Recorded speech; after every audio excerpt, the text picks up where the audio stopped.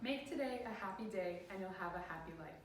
Those are the wise words of Mrs. Geraldine Henrietta Harder Anderson. Some people have known her as a daughter, sister, friend, mother, or perhaps a colleague. My name is Claire Haffner, and I have gone to know her as my senior mentor. I am now pleased to tell you all about this amazing woman and show you what has shaped her into the person she's become.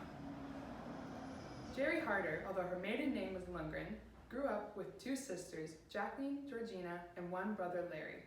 She was born September 29, 1944, at Vancouver General Hospital to her parents John and Muriel Lundgren. She was raised in Portman, Surrey, but has always considered New Westminster to be her city. As a result of the remoteness of their little town, her and her family would always come to New Westminster to go shopping. As time went on, she attended North Surrey High School and enjoyed activities such as basketball and volleyball. She would spend her summers camping with her family and winters sleigh riding on the local hill. I found it fascinating how many similarities I have found between myself and Mrs. Harder Anderson. Not only did she enjoy the exact same sports that I enjoy today, but she even ran for Miss Wally Kiwanis, similar to the Hyack Ambassador program. A few years after high school, she married and had her only son, Greg, who has blessed her with 3 amazing grandchildren. After her first marriage, she married Dr. Fred Harder in 1971, who unfortunately passed away in 2005. She then married Bob Anderson in 2012, who is also unfortunately no longer with us since 2015.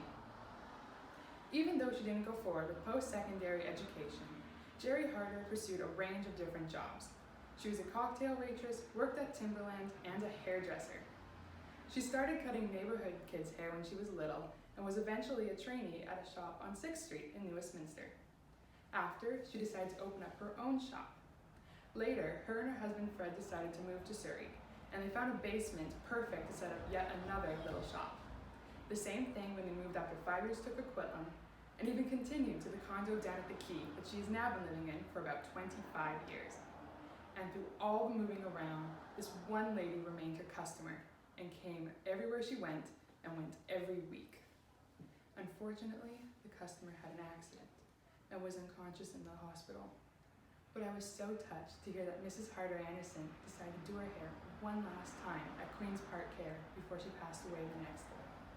She said it was as if she was just waiting to get her hair done. Jerry Harder has been volunteering with the Hyack Festival Association for 47 years.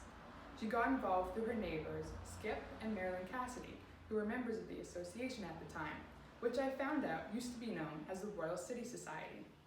She spent the next many years volunteering at many events. Even her late husband Fred was on the board before her and helped organize the Miss New Westminster Gala, so she is very familiar with our program. In 1990, she was elected president of the association and said it was one of their busiest years.